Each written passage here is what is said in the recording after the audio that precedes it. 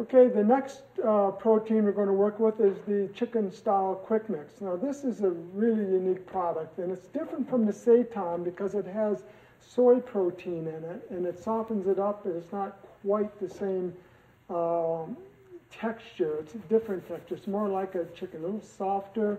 It doesn't need as much cook time, simpler to work with. A lot of different methods that are available with this particular product, like poaching, which I'll show in a few minutes, that are not available with the seitan. It's much more difficult in that way. But this white meat, again, I call it the other white meat, chicken quick mix or whatever, and I call it quick mix because it's easy to work with. And again, it is a powder. And you know, when you look at a powder, you think, well, how am I going to change that into a cutlet or diced chicken or whatever? And it is a bit of a stretch of the imagination, and that's why we're doing these training sessions. So what I do is I pour that into the mixture just like I did the seitan.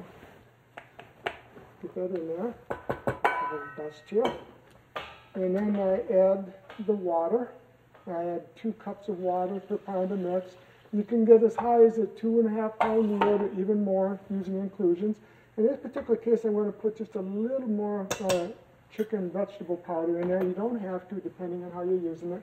But in some methods, like if you're going to do cold cuts, for instance, you want more of a chicken type flavor to come out, then you probably want to add just a little bit to it. But if you're just doing it in a savory, like a cacciatore or something, I usually put that in the sauce. And then I'm going to add the oil to it, 4 tablespoons of oil per 2 pounds of mix. And then we're going to flip it on here. And again, I let it mix a little bit because in the mixing process there's titanium dioxide in it, and that's a whitening agent. Now people hear that and go, oh, what's that? It's a chemical. It isn't. It's a natural mineral from the earth that has not been registered as a natural product, or ingredient, I should say. But anyway, it's mixing up, as you can see.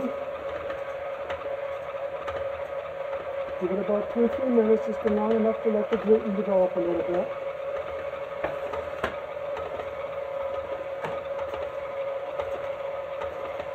Okay, and you can go longer or less. The longer you work it, the stiffer it gets. Just like I mentioned, because there's gluten in this.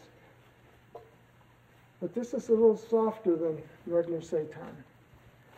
So what I'm going to do is show the steaming technique. Now, in the seitan, I showed you how you roll it up and steam it. Now, you can do the seitan or this chicken. I'm just going to show you how you do it here. You just kind of flatten it out in a pan.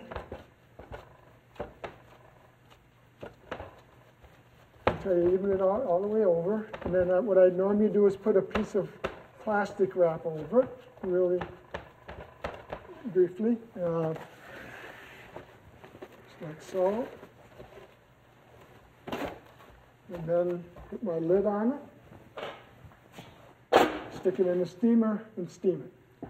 Now, and again, it comes out the same way. It'll firm up. It'll get really at 180 degrees. It'll be like a firm piece of white chicken meat. Instead of making it, steaming this off, what I'm going to do now is take it and show 2 different techniques for making it that are rather unique.